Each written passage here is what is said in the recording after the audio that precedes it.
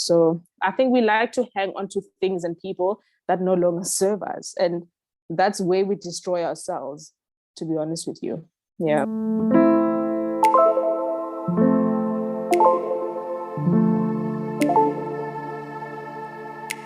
Hi guys, welcome back to yet another episode of the Mom on Purpose with Busie podcast.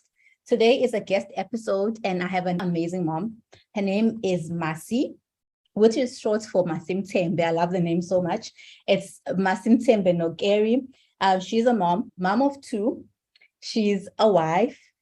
She's a corporate mom and she's a content creator. And I enjoy her content so much. She shares just her experience as a mom, her routines. I'm enjoying her vlogs on YouTube and she's also there on Instagram. I mean, I think she's the epitome of consistency because that's what I've been watching ever since I just came across her work. She's consistent with what she does. So she's here today to tell us how is she pursuing her dreams in the midst of motherhood. So without further ado, let me welcome my guest today, Massi Nokeri. Hey, Mama. That's such a lovely intro. Hey, hello. It's so good to be here. Thank you so much for having me, Busie. Thank you so much for making the time. I am so honored and I can't wait to just have this conversation with you. Cannot wait as well. It's been a while, right? Load shedding kept us down. But now we're here and I can't wait to have a conversation with you. Oh my goodness, but I'm so glad that we are finally. I know. So to get started, I think my journey is, I believe that everyone, when they think of me, they should think of the girl who cheers the moms to pursue their dreams. That's what I want to be known for. So I don't know if they actually know me as that, but that's how I'm trying to portray myself. But you're there. My story didn't start like that. My story started as the mom who lost herself in motherhood. Like literally to a point where I was just like, who am I? Who is Busie? So I want to know, did you ever have that experience? Did you ever feel like you were lost in the midst of motherhood? Of course. And I think all of us as moms, especially first-time moms, you do have a period in your life where you just struggle to balance, because also being introduced to motherhood as a first-time mother, you are told you need to be this person, It's like being in a marriage or getting into a marriage rather. There's all of these things that are being said by moms, by the oldest generation about how you should act and dress and do all of these things. So it was the same going into motherhood as well. So in the midst of that, but then you also quickly bounce back to say, obviously we work, we are all of these other things. And so it's impossible to be this mother. I think the pressures that come with just being a mother and what you should do, all of those silly things, really. I call them silly because they're silly. Motherhood is everything that you make it out to be, right? So, yeah, I did have that period in my motherhood journey. So how long did it last, if you still remember? It lasted, I think, for the most part, for the most of the first year, I had those thoughts and those conversations and that pressure within me to be the best I can be, I felt guilty each time I would go out with my friends, even when the baby was a little bit older now. We had stopped breastfeeding, but each time I wanted to look cute and just leave the house for like 4 hours, I myself would feel, oh my God, I've neglected my baby. I haven't been there for him. So yeah, so it's one thing what people say, but it's just like a self thing. It just happens. I don't know if it's just something that we have as mothers, as a first time mother, that is, because now I don't have an inch of those things. I know exactly what I'm self-aware. Yes. That basically. Absolutely. So do you think that your identity shifted when you became a mom? Did it shift? I think, with losing yourself in motherhood, for that period, you do have that challenge of not knowing exactly who you are anymore, right? And you're scared to tap out into that and be this woman that you've always been and to pursue all of these other things that you've always wanted to do. So I don't think I lost my identity per se, but just trying to be this perfect mother and trying to also balance my other interests. it did kind of clash a bit because I didn't know what I was doing at the time. So yeah, I suppose you can call it that. I did lose my identity a bit, but like I said, it wasn't long before I acknowledged that something was going on, and I got help to kind of help me like move away from that, because that was very destroying. Yeah. Okay. I also would like to know, because with me and having lost myself, and also you mentioning that you did lose yourself for a time period, were there any thoughts of you believing that you were putting your child at a disadvantage when you went to work or when you went out with your friends, or when you did something for yourself or practice self-care? Because there is a narrative that when you do something for you are somehow putting your kids at a disadvantage. No. So did it happen to you? And do you believe that? No, I feel so strongly against that. I don't even believe that. I think for me, I did not necessarily feel that he would be at a disadvantage. It was more about me than for him. So it was just me saying, I'm not a good enough mother. What am I doing? Because I'm leaving my child with other people. Those people, it's people I trusted. It's my husband, it's my mom, for instance, sometimes. So it was never about him being at a disadvantage. So I think the issue was with me more than I'd put it on my baby. I knew he was fine. The problem was with me. Yeah. So would you say that was mom guilt? Yes, absolutely. It was 100% mom guilt. 100%. Because also it's, like I said, it's another thing being told that Massi, as a mom, you need to be 1, 2, 3. Busie, as a mother, you cannot be doing 1, 2, 3. But also it's the thoughts that you have when you are alone. Not necessarily the noise. The noise can just be there, but now we have a bit to add on to the expectations that we have as people, right? So I had those, and it killed me so much. Yes. Yeah. Yeah, it happens. I think, I don't want to say it's normal. Maybe let me say natural, because yes, it's natural. Yeah, natural that it happens, that you feel guilty for certain things. But I've learned from experience to sometimes succumb to the guilt. By that I mean that if I feel like I've been away too much and I feel guilty and I don't want to go to work, I can cancel the day and literally be like, okay, I'm going to make up for it. To whether to as a gauge to just weigh or measure if I'm here.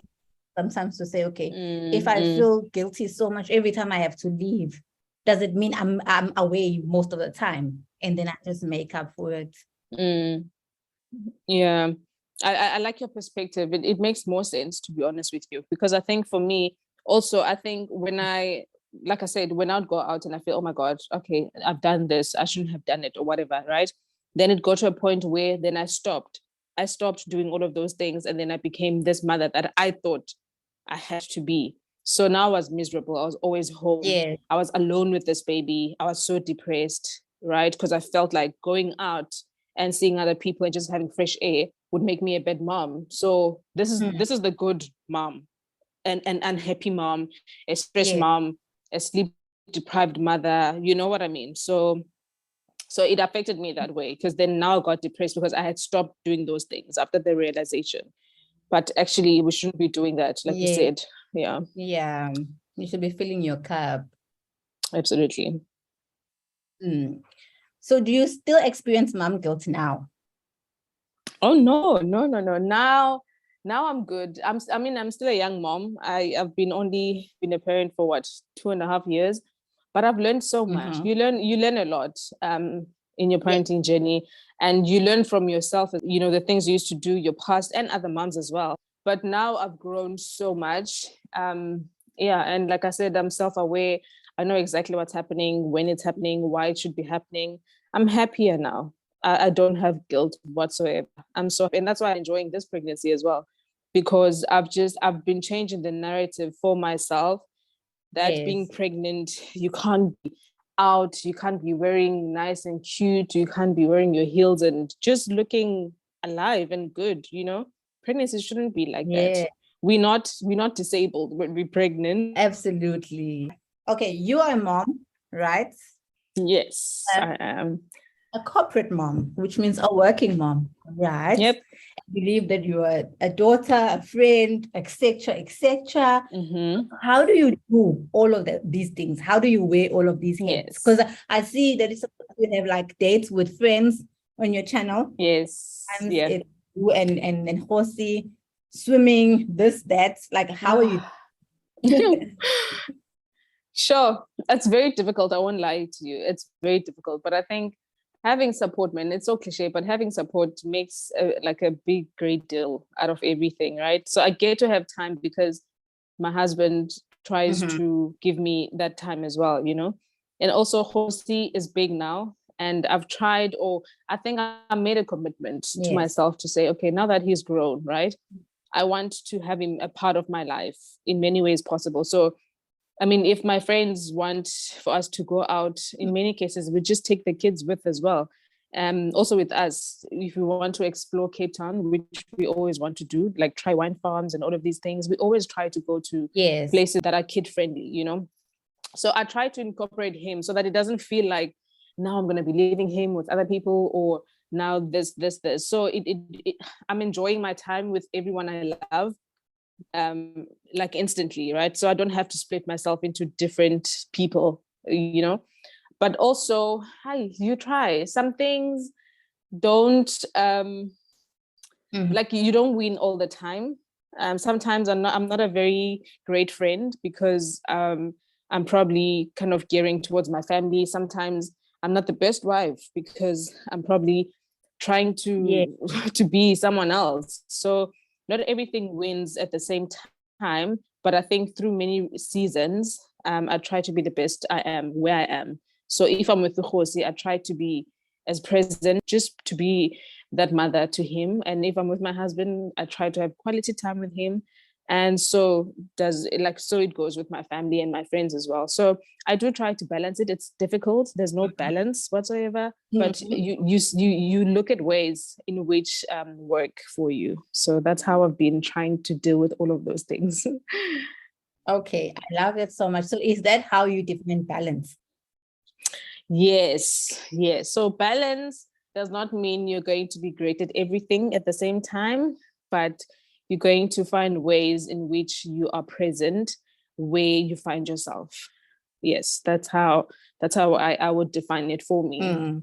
I love that. And I love that you mentioned being present and you mentioned seasons. Yes. Because you can break trying to be here and there and there and there. Yeah. Yeah. It's almost impossible, to be honest with you.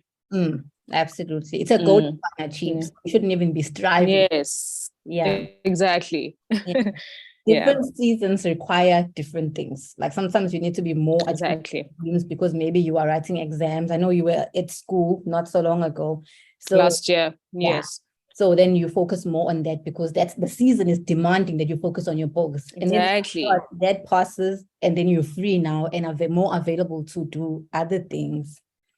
You're so right. Yes. Yeah. So the seasons are different and they require different things from you. Yeah. So you get to give, like, for instance, what I give my husband is obviously not the same as what I give to my friends. So I need to kind of prioritize each time and see what is required of me, at the time. So that's how I go about doing it as well. You're right. Absolutely. Now you mentioned something else, prioritizing. Yes. How do you even do that? I've known people who ask me to say, okay, so you are saying we should balance, or if we want to pursue our dreams, we must prioritize. How do you prioritize? How do you, because sometimes it seems like these priorities are competing for your time. That's the truth. I know. Yeah. It's also a difficult one. I mean, I don't even think I can find the right answer as to how I prioritize. But I think, again, going back to the seasons, you know what's required of you in that moment. So priorities this week would be looking like me prioritizing Khosi's session at swimming or his match at soccer, or my husband's graduation or my husband's huge meeting with whoever, you know what I mean? So it's different things and different seasons at a time. My mom was sick last month. And so my priority was having her, on track Yeah. right? So in terms of medical aids and just that admin to say she's okay, and nothing else mattered at the time, because the season required me to be a daughter at the time. So that's how I prioritize. So depending on what I'm thrown into that particular day or week, then I see how I juggle it. That's the best way I can say. Yeah. Yeah. I love that. And my takeaway from that point is the fact that some priorities are set for you. Exactly. Yes. So you're thrown into a situation, and then it's up to you how you navigate yourself around that. Absolutely. Because you are a mom. Of course, you will need to go to school. So obviously you need to schedule that or whatever. There's swimming. And if your mom is sick, you're not going to run away from that. It needs to get done. So I think, you're just thrown in there, and you just need to do what you have to do to get things done. Exactly. You need to swim. Yeah, absolutely. But then I also get some other things are just things that you say, this is important to me. So friends are important, family is important, whatever. Then obviously when you do that, whatever comes with family, whatever comes with the friendships, and then you see how to juggle and what to move around. Yeah. You also weigh the importance or the value of exactly what's in front of you. So last year you mentioned I was at school, I was pursuing my post-grad, right? For many years, I didn't go back to school after graduating my undergrad. But it made sense to me that, okay, so Massi, you are growing in corporate. What's your next step? What do you want to do? Yes, you're a mom, you're a wife, you're incredible. But what else do you want to do to grow your career, whatever? And it dawned on me that I needed to do my post-grad. So that was a priority at the time, right? I was not neglecting my husband. I did not neglect my child, but that was for my growth, for my own personal growth, to say, I have to do this. I need to prioritize this. And I did. And time flew by so quickly, and I'm done. So you're right. Like sometimes, yes, we are thrown into things, but sometimes you plan ahead and you decide and you commit to do it, you know? Absolutely. Yeah. Absolutely. I love that commitment, because sometimes I believe, and I'm not against the fact that we are winging it as moms. Like literally, we don't have in order. But I think sometimes we can hide behind the fact that we are winging it, and then we don't plan at all. So I love that. Exactly. That some things are just come, but some things you can plan ahead for. Yes. Yeah. We don't have full control over the things we can plan. But I mean, those we can, then we absolutely have that, certain, I don't know, wave of control over them. So, yeah. Yes, absolutely. I love that distinction between the two. So I want you to take us through how you've built your career as in corporate mom, and then how you've built your side hustle as in YouTube mom. Yes. So my career, it didn't go like very smooth. So I come from a very low to middle class family, right? I think most of us Black kids come from those families, right? So I went to varsity. I was the first one to pass matric ever at home. I've got two older siblings. So it was a big deal for me that, oh my God, I passed matric. I need to make it work. So God was great. I got into varsity and I studied, but I didn't study what I wanted at the time, right? So I studied retail business management. Yes. But also at the end of that, God gave me my job immediately. Yes. I was into a graduate program. Companies have graduate programs now to launch your career, obviously. So I got into a graduate program at one of the big retailers in South Africa. And then I was there. That's where I met my husband, by the way. Yes, I watched that video and I heard the story. Yes. So everything happens for a reason, right? Yeah. So anyway, so from there, so I was in retail. I was a buyer. I was a fashion buyer for many years, until it didn't feel like a job for me. I felt like it's something I could do on the side and not necessarily my main thing, Yeah. So then I changed my career and I moved and ventured into finance, into banking. And so yeah, so that's why I did my postgrad as well, in that side of things. Okay. So I've been in banking for almost 5-6 years now. Okay. I'm in banking, in the credit space. Yeah. So I love it. I love it so much. So that's what I do. I'm in finance, banking sector. Okay. So that's what I do. Yes, I just want to ask, when you say you switched and you changed careers, was it a natural progression, as in you got credited for some things, or you had to go start from scratch with your studies? How? No, I got credited. Okay. No, I got credited because I didn't like get into the credit space immediately. Okay. So it was a journey. So I began where everyone begins, in banking. Yeah. So then I just climbed up the ladder. Then I got to where I am right now. Okay. So I got credited for the things I did. Yeah. But only last year did I make it like official, if you want to say that. Yeah. But otherwise, before, I was a pure fashion buyer that moved into the financial space. Okay. So how did you feel about the move? Because sometimes we can stay in space that we have outgrown. So it was a very intentional move. So like I said, I did like some self-introspection, and I found that this is not where I wanted to be, or I want to grow rather. I don't want to be a fashion buyer at 40. I wanted to be like I don't know how to say it, because I mean, buying is also a career. It's a career. I don't take it lightly. Yeah. But I wanted to be in like a very corporate-y environment, man. I wanted to work. And fashion buying for me was very like nice and easy. It was smooth. It was fun. Relax. We would source just the going overseas to buy items, to come back. It was nice and fun, but I didn't want to do that for the rest of my life. So it was very intentional. So it felt good. It felt good. And then now, I want to know, how then did YouTube come into the space?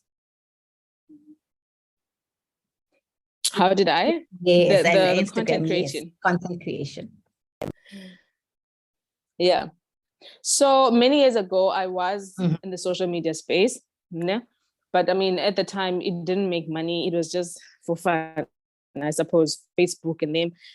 But then I left. I switched all my accounts off. I was on Twitter as well, like 10-15 years ago. But then, I think at some point I just grew out of it. What do they call it? Yes. I deactivated my accounts, deactivated Twitter, Facebook, and Instagram, and I was just off. I was off for like 6 years, I think. So what made me come back is, as soon as I found out I was pregnant with Busie at the time, I don't know, man. I felt I was enjoying the journey so much that I wanted to share my journey. So I brought Busie to Instagram, that is, and I just enjoyed it. I enjoyed documenting myself and my.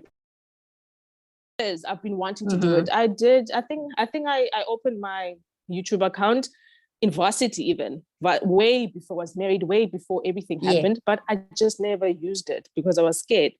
But I mean, when that happened, when I became a mom, I was like, this is nonsense. This is a big slap on God's face, because He's given me all of these thoughts, all of this content that I want to share and create. Why am I doing this? So then I was like, to hell with everything. I am doing it. And so that happened last year. I finally had the courage to do it, and I'm enjoying it so much. It's the best thing ever. I'm really enjoying it. And we love to see it. So we thank God that you finally got to the point where you're just like, you know what, I'm doing this.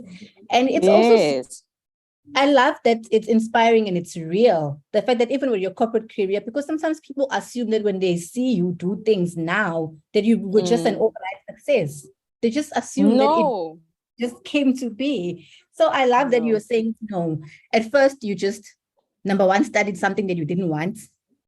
Number two, got a job that paid the bills, but later on you realize, you know what, this is not me. This is not it, yes. Yeah, and you had to make a conscious choice to pivot and be like, no, exactly. I'm changing this, you see, because sometimes really we get stuck. I do come across moms who just like, I'm stuck here.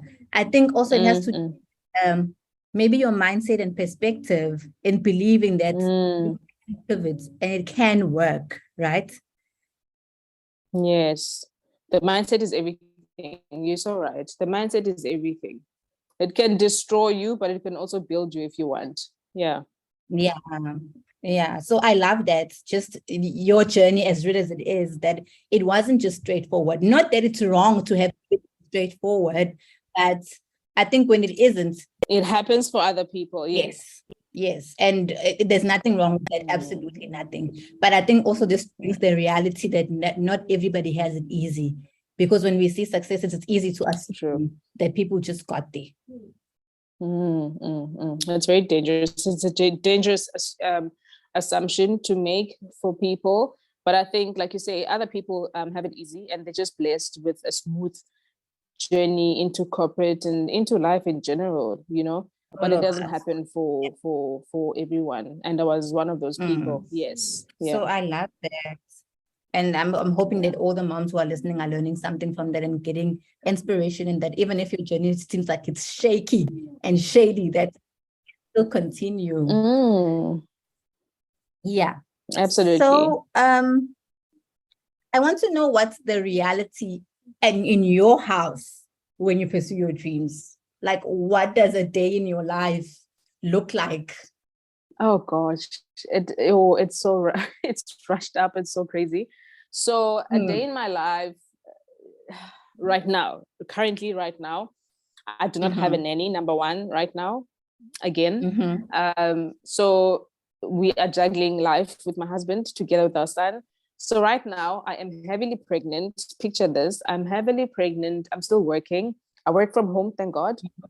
So I wake up in the morning, I make cereal, and I get Josie ready for school. And then they go to school with Udedi, right? And then after that, I take a shower, get ready for work. If the weather looks good or if I'm feeling good, I'll take a walk before all of that. Then I start sitting down and doing my job. And then around 3:00, I will obviously break and go and fetch Josie from school. I come back, I make lunch for him. We eat together and I continue working as well until like 4-5. And then, 2 times a week, we are doing swimming. So I am running around trying to have him go for his swimming lessons. We have parents meeting every now and then. There is school events and activities that I need to prepare for. So it's crazy. It's so crazy. And my weekends are for editing videos. So what helps as well is that I do what they call bulk content creation. So I will create and create and create. So you will think that it's happening now, but it's something I probably did last month or 2 months ago. But I'm only just trying to to get them off now. So my weekends are basically for my side hustle. Okay. And then the weeks are for work. So that's basically how it looks like right now. Yeah. Okay. So are you a typical planner? No. It sounds like though. I don't know why it sounds like really you plan. Yeah. No, so, okay. Even if I do plan, I feel like life never goes the way we want all the time. So I'm always prepared for when things don't go that way, right? So I'm quick on my feet. So I didn't think I was a planner, but maybe I am a bit. But then I'm quick on my feet to reverse and change a few things when they don't go the way I wanted for them to. So yeah. You're not rigid. No, not at all. I think flexibility is good. It's needed for all of us. Yes, absolutely. Otherwise, we wouldn't be having all of these things that we do. Yeah. Yeah. So I want to know, what is the one thing that you wish you had known before becoming a mom the first time? The one thing I wished I knew before being a mother is that it's okay to not be perfect. I tried to be perfect, to be a perfect mom so much that it almost ruined me, right? So I wish I wish like to spare me from all of that and to avoid that that depression phase, because I was depressed. I wish I was told, Uguti, just do the best you can do. Just do whatever you want to do to make yourself feel good as a mother, right? Because motherhood, like, there shouldn't be any not meaning, any explanation as to what motherhood is for each one of us, because it's different for all of us, right? We mother the way that we feel is best for our families. So I wish I was just told to just do it. Just do what you want to do. Just do the best you can, but not be told, just not be told of this framework that I have to follow, because then it almost destroyed me. And I think it almost destroyed many moms out there. So that's the one thing. I wish I was just told to just do it and not be expected to do what Mom Kulu did. Yeah. Yeah. I can totally relate to that. Yeah. I felt like I also went in trying to prove a point. Trying to prove that I can do this thing. Yes. You guys need to worry, but then you end, it takes away the joy now, because you're trying to get approval from everybody that you're doing it right. I'm thinking now that you're saying that, because so I'm the third and last born at home, right? And both my sisters have had kids many years ago, right? So I was the last one to bear kids, and all their kids were raised by my mother because they are at home, right? So I'm the first one to have a kid in marriage away from home. We live way far in Cape Town. So that was also an expectation that I felt people expected of me, to raise, like I'm raising a child without my mom, but I feel like people were just like, I wonder if she's gonna do it. I wonder if she's, I wonder if she's this. And so like, it almost broke me. Like, leave me alone. Let me just do this. I am a mother now. God has given me this thing. And I believe he's equipped me with everything I need with my husband to do this job. So yes, as much as it's great to have your mother around 24/7, but also it's great to instill your own things as your own family, your little family, in the way that you want to raise it. So yeah, I'm just thinking now, it's crazy. Yeah, I love that. I feel like it's, for so many moms I've had conversations with, that's common in different ways. And because some, like myself, had kids out of wedlock, and the approval that you wanted was of, okay, I wasn't supposed to have my child outside of work. You're supposed to get married first. So now you're trying to kind of redeem yourself, sort of. Overcompensating as well. Exactly. So now you're trying to be this person, like a good mom and a good child, because you're trying to prove yourself. You see, but it does take away from the joy. And then others, like you are saying, you are, because everybody else got help from mom, and so now it seems like if mom is not there, you're not going to do it for yourself. Like, exactly. Our circumstances and our situations are not the same. They will never be the same. They'll never. Yeah, we should all be allowed to do what we know. I think Joey, if I'm not mistaken, when we had an Instagram live, she said she's learned to trust her heart for her kids. And I will never forget that my entire life. That's so beautiful. So profound. Yeah. So you love your kids. Like, I don't believe that there's a mom who doesn't love their kid. No. Every mom wants the best for their child. So whatever is happening that affects how you do things, I still believe that you should learn to trust your heart for your kids. Exactly. I love that as well. I'm taking that. I love that. Yeah. So I want to know, how do you make time for yourself? No, I try. I mean, in the past, I struggled with that. But now I try to make time for myself. I mean, even if it's just, it doesn't have to be me walking out, like stepping out of my house, just me taking a shower in like early, bright in the morning, and having the day to myself. Reading a book or even finishing a book for me is an achievement, because it never happens like all the time. Having coffee, quiet time by myself, that's a win for me. So I make like, those are the simplest things I can think of when I'm in the house, right? But also when I do have my solo dates, I'm an advocate for that. I do them a lot. So I won't necessarily show them all the time on YouTube, because then that's my time, so I don't want the camera to be on myself all the time. But I do like those, like almost every month. So I love those. They renew something in me, and I feel lighter and happier each time I do that. So yeah, that's how I try and make time. I love how you're saying that you're mentioning actually things that we normally do. I believe that we all, whether it's tea or coffee, water, but sometimes we do it so religiously that we don't look at it as self-care.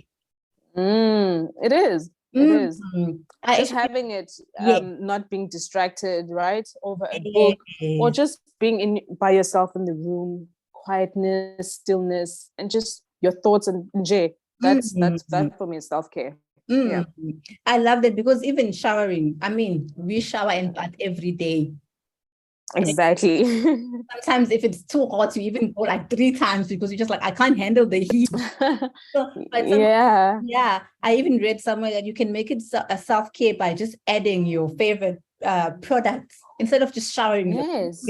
Add things that smell good and make you feel like some sense. Exactly. So I just love how you're mentioning all the usual things. Sometimes we read or we watch TV. Simplest things. Yeah, but we rush through the things so much. So I think maybe if we learn to slow down and enjoy, then we will really. I was about to say, I think we also take them for granted. That's the thing. And we think that self-care should be you spending like lots of money. Self-care should be you, I don't know, on a boat, on a yacht somewhere. It's not about that. It's literally everything that you do at home, but gracefully and slowly and calmly. That's exactly how we should go about doing it. Well said. Well said. Absolutely love it. That you should be calm and enjoy. It's like soak it in. Soak it in. Yeah, take it all in. Yeah. Because I used to say to myself, I eat all the time, but sometimes I'll eat in my daughter's plate, standing. Can you see? Are you enjoying that moment even? You're not. Yeah. And not until I was just like, I'm not going to dish for myself on other people's plates. I'm going to take a proper plate and dish for myself and sit down like a normal person and enjoy my and do like a nice presentation as well. Put your veggies nicely here. Like just treat yourself as you would at a hotel. You know what I mean? So bring that into your home, and that's self-care, literally. Yeah. Absolutely. So I do get those moments when I'm rushing, but most of the time I try to relax and just like take it. Yeah. I love that. It's so simple and yet, but so it's simple. So profound. Yes, simple, slow life. So I want to know what you have to say to another mom who wants to pursue their dreams, but feels like they're stuck, like they can't. I think it's normal to feel like that. It's normal to feel like you're stuck because we are trying to be, or we're trying to be great at all of these things that we do. And the one thing, it's so weird. We're trying to be great at all of these things, right? But the one person trying to pursue all of these things, you're actually ignoring. So how are you trying to fill that cup when you want to be, when you want to continue to be great at all of these hats, right? So I think the one thing I tell them is to, again, slow down, do self-introspection, think about why you're doing the things that you do, right? Prioritize, and just put yourself forward in everything, right? I think I've said this in one of my videos or one of the interviews I did, Uguti. It's so easy, like getting into marriage and being a mom and all of these things. It's so easy for you to almost lose yourself because you want to be the best wife, you want to be the best mom, right? But you're forgetting that you are also the person who's responsible to make those relationships work. So what are you bringing into the party as well? So I'd say they must make time for themselves, prioritize, know the value of each thing they're trying to get into, and also just block out negativity, right? I've lost so many friends growing up, but because we were growing apart. So the things I had envisioned for myself no longer made sense with certain energies around me. So it had to take me that in order to pursue the things that I wanted to pursue. So it has to do a lot, like you need to do a lot of things in order to make it work for you. But your purpose is your purpose. Only you know it, and only you know how to go about doing all of those things. Yeah. Sure. That is a mouthful. but it's so true. It all comes back to self, because you exactly like you're saying it, you know what God has told you to do, Only you know the alignment. Some people are going to be there for a while to help you. Some people are not even part of the story, and that's okay. And some people are only there for certain seasons in life, and we should also embrace that. There's certain friendships or even family that that in that season of your life you needed, and you embrace the relationship at the time. And so it doesn't mean that when now life has changed, it means now you don't appreciate what those people did for you. You still do, and those memories and everything that you did together is still valid and so beautiful and so important, and it adds on to the life that you're trying to create. But it doesn't necessarily mean that it's going to grow with you. So the season that you are going through don't necessarily mean that you have to have that same Massi you had at 5 years. You know what I mean? Massi served your purpose at 5 years, but now you're 15 years and you are in another stage in your life. You need more people, you need other people in order to grow, So I think we like to hang on to things and people that no longer serve us. And that's where we destroy ourselves, to be honest with you.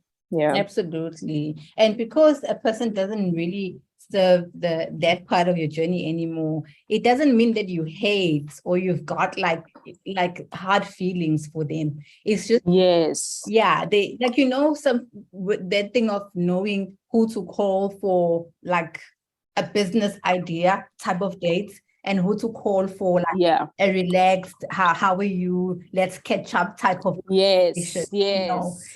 absolutely. You get to know those things. It's exactly how you say it. Because even with friends, I mean, we've got different friends for different things. Like exactly how you say it. I know I have one of my best friends, right? I love her with all of my heart. She's brilliant, she's smart, she's amazing. But I know to never call her if I want relationship advice, for instance, because she won't help me. God has not given her that wisdom to kind of know what to say to a person needing to hear certain words.